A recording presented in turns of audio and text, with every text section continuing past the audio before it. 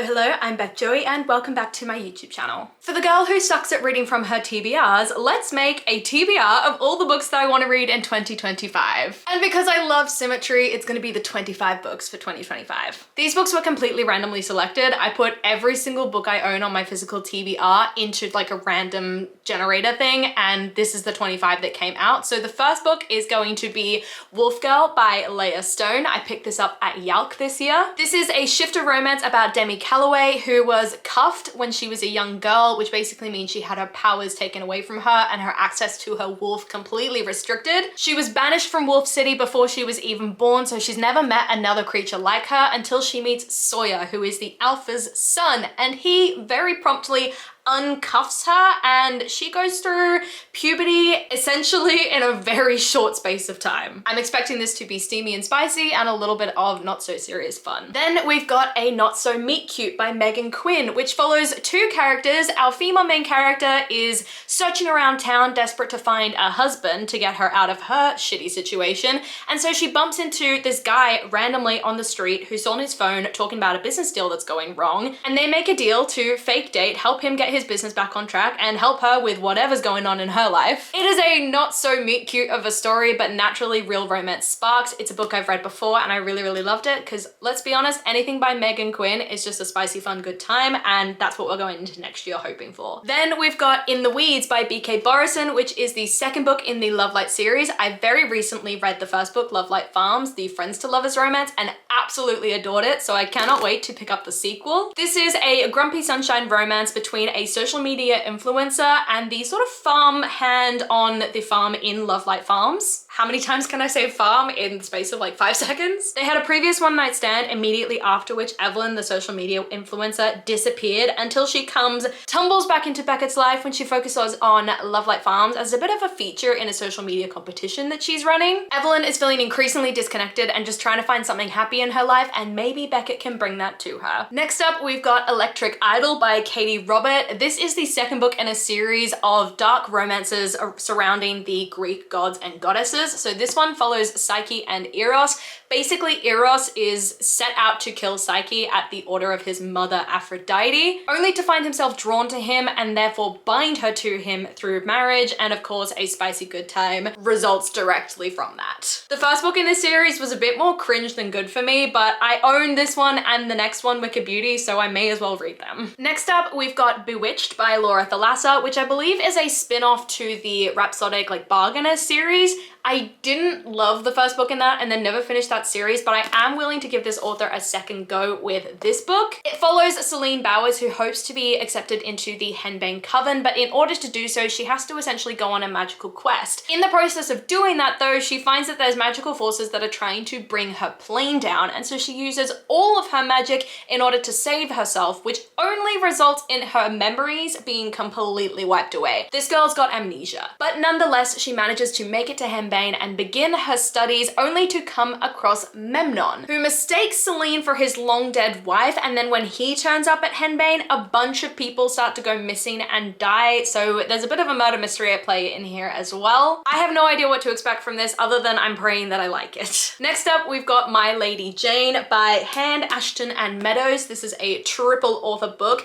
and it is basically a retelling of Lady Jane, who was historically famous, I guess, for being the queen for 9 days between the rules of Edward and Mary. They're both Henry VIII's children. The true story of Lady Jane is that she was the queen for 9 days and then executed, but this is a reimagining of that with a bit of a fantasy spin. So we've got humans and we've got shifters who are at war against each other, with the shifters being incredibly persecuted. So when Jane comes into power, she sets out to start a bit of a rebellion of her own to give shifters that freedom that they haven't experienced in so long, which of course only really begins a civil war in England. Add to that, there's an enemies to lovers kind of romance at play in here with someone that is hiding a massive secret from her. I loved the Amazon show and I'm so sad that it hasn't been renewed for a second season, though apparently apparently there is a petition out there to try and make it happen, which I have signed. So fingers crossed this book is going to give me a more complete ending than the show did, because I loved it and I loved the love story. Next up, we've got Margo's Got Money Troubles by Rufi Thorpe. And the premise for this is just incredibly interesting to me. It's basically about a woman who finds herself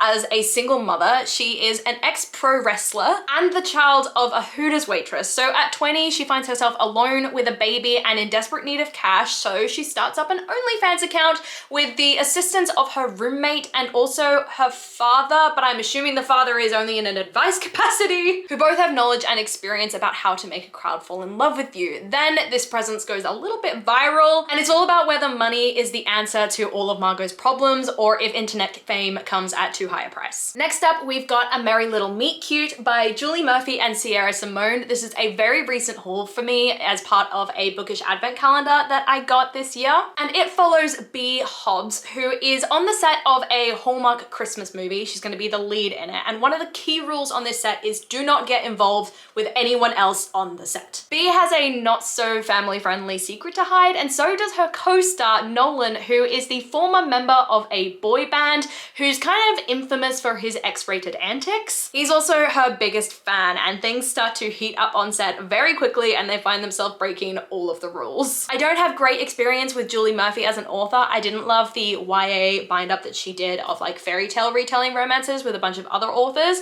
and then I haven't read from Sierra Simone, so I don't really know what to expect going into this because I don't think this is YA. Maybe that'll be more up my alley. What is happening with that lighting? I'm gonna have to shut some blinds because that is really bugging me. I'll be right back. Hopefully that's helped. Let's move on to the next book. We have got The Cheat Sheet by Sarah Adams, which is a sports romance, clearly from the cover. It's a friends to lovers romance between Bree and Nathan. Bree has been secretly crushing on in love with her football playing best friend. He is an NFL legend, but that is not the only complication in her life. After a car accident, her dreams of becoming a ballerina were just completely gone for her. And so she opened up her own dance studio if she can afford the rent. So Nathan comes to the rescue and he buys the entire building, which she is not happy about. As revenge, she has more than a couple of shots of tequila and spills her entire biggest secret of this massive crush that she has to a TMZ reporter, which only results in a fake dating romance between her and Nathan, and reveals of some maybe hidden feelings that Nathan had all along. Next up, we've got The Thursday Murder Club by Richard Osman. I have actually already read this book, but I really want to do a reread of this and the entire series because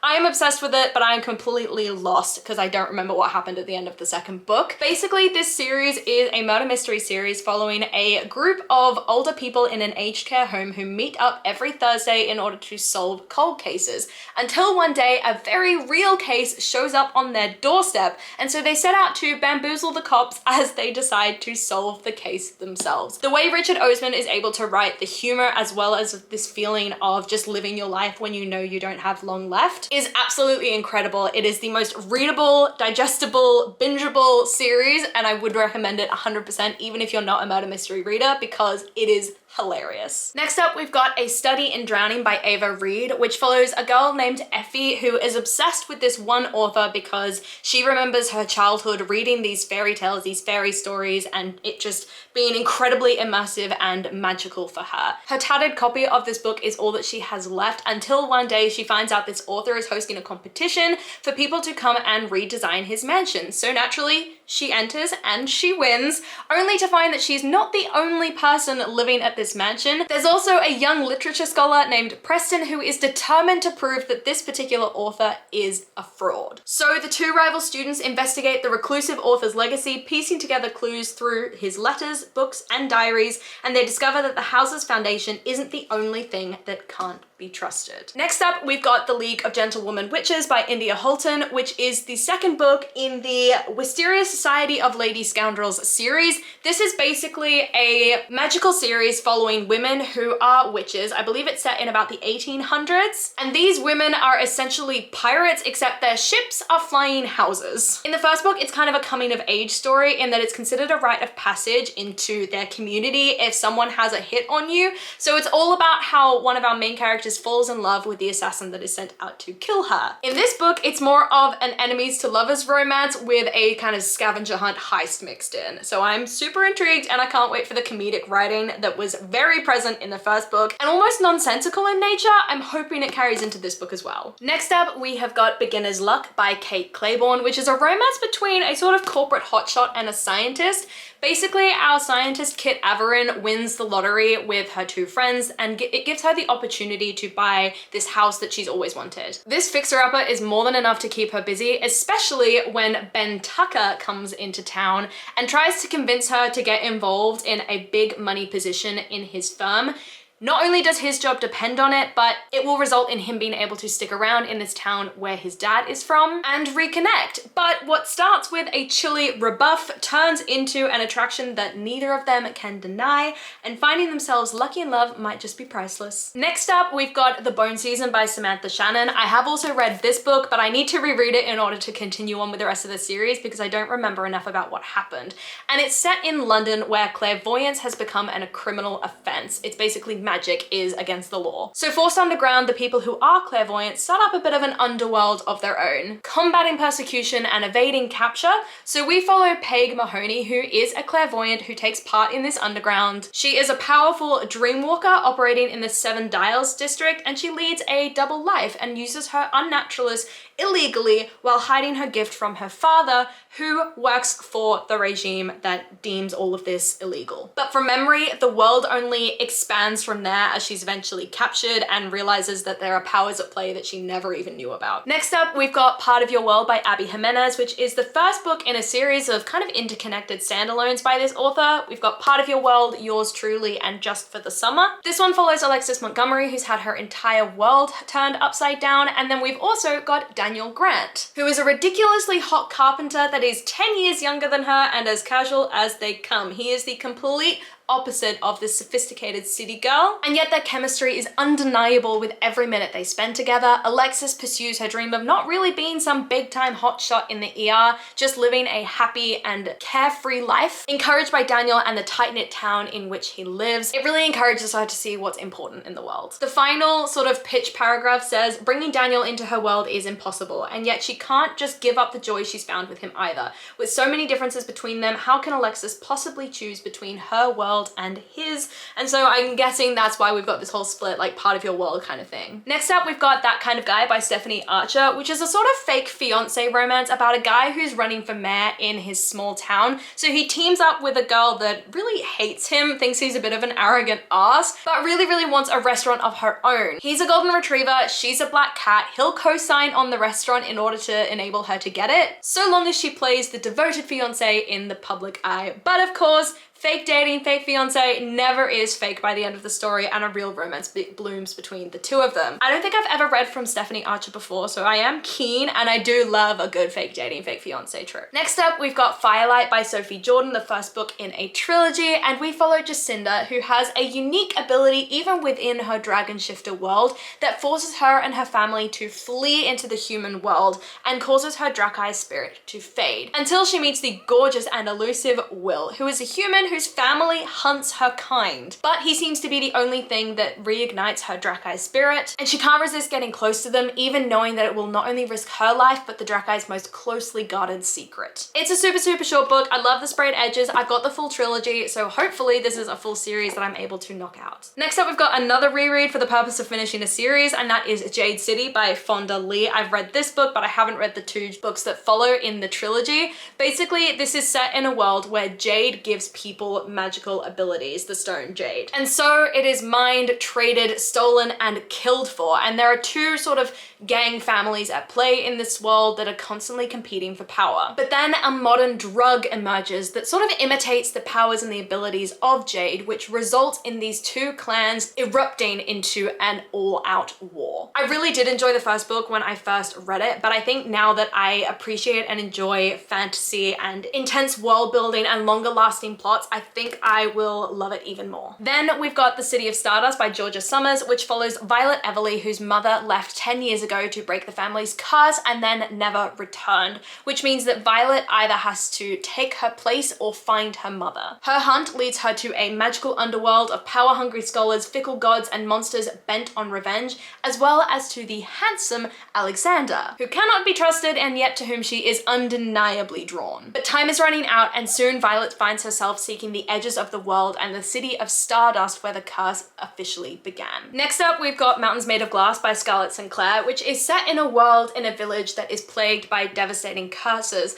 that must be broken one after another, each by different villagers. When the well in the village goes dry, Gisela realizes that it's her turn to break the curse, and so she kills a toad that she believes is attached to this curse, only to realize that it was actually an elven prince, and its 7 brothers are now forcing her as punishment to live with the one that they call the Beast. She expects to be a prisoner, but this beast actually turns out to be exquisitely beautiful, and he offers her a deal where if she can guess his name, she will be free within 7 days. So Gisela agrees, but there is a catch. She must speak his name with love so that he can go free as well. So the question is, with a 7-day stopwatch on them, can they learn to love in time? I'm expecting this to be quite insta-lovey and also a little bit smutty. It is quite short, so it should be a fun time. Next up, I'm finally going to be reading the book that just has gone nuts ever since it first came out, and that is Powerless by Lauren Roberts. I'm also going to be reading Powerful as part of the tandem read, but if you haven't heard what this is about, it essentially follows Peyton Gray, who is an ordinary living in a world where ordinaries are persecuted by the elites, who are people with powers. In order to survive, Peyton passes herself off as an elite with psychic abilities that are kind of very minor, very under the radar. But when she unsuspectingly saves one of the kingdom's princes, Kai, she's forced into the purging trials, where she has to compete against other elites in a brutal competition that showcases their powers. If the trials and the opponents within them don't kill her, the prince she's fighting feelings for will, if he discovers what Peyton is. Completely ordinary. Next up, we've got Assistant to the Villain by Hannah Nicole Mera, which is another reread that I'm picking up for the purpose of continuing the series, and this follows Evie, who, when her family is in dire straits, she responds to essentially a newspaper ad advertising the position of assistant to the villain. The people in this world are kind of known by their character archetypes, so we've got the villain, we've got the hero, and Evie joins the villain in his manor house, exposed to all manners of treachery and violence and all sorts of other stuff, only to find herself connecting in a way that she didn't expect with the villain and finding out about a plot and a potential mole that is sabotaging the villain and everything he's worked so hard for. Next up, we've got Caught Up by Liz Tomforde, which is the 3rd book in the Windy City series, which is a series of interconnected sports romances. This one, I believe, is a baseball romance following a single dad named Kai, who is the pitcher for Chicago's MLB team, and Miller, a high-end pastry chef who recently won the most prestigious award in her industry, who then becomes a nanny for Kai's young child. Kai Rhodes forgot how to have fun, and Miller is eager to jog his memory, but when he and his son start to feel like home, she has to remind them both that her time in Chicago ends with the summer. Besides, she's always been a runner, and the last thing that she wants to do is get caught. Next up, I've got Bonded by Thorns by Elizabeth Helen, an author duo who I think are actually sisters, and it's supposed to be like a reverse harem, spicy Beauty and the Beast retelling with 4 main heroes who are cursed. When our main character's father goes missing, she ventures to try and find him, only to end up in the land of the Fae, where she makes a deal with 4 Fae princes in order to take his place. Soon enough, she finds out that princes are cursed, and they're forced to shapeshift every single night into these demonic wolves, with the curse only to be broken if each of them finds their mate. So naturally, I'm thinking of its reverse harem, she is the mate of all of them. And our very last book is Gold by Raven Kennedy, which is the 2nd last book in the Guild series by this author, which is essentially a King Midas retelling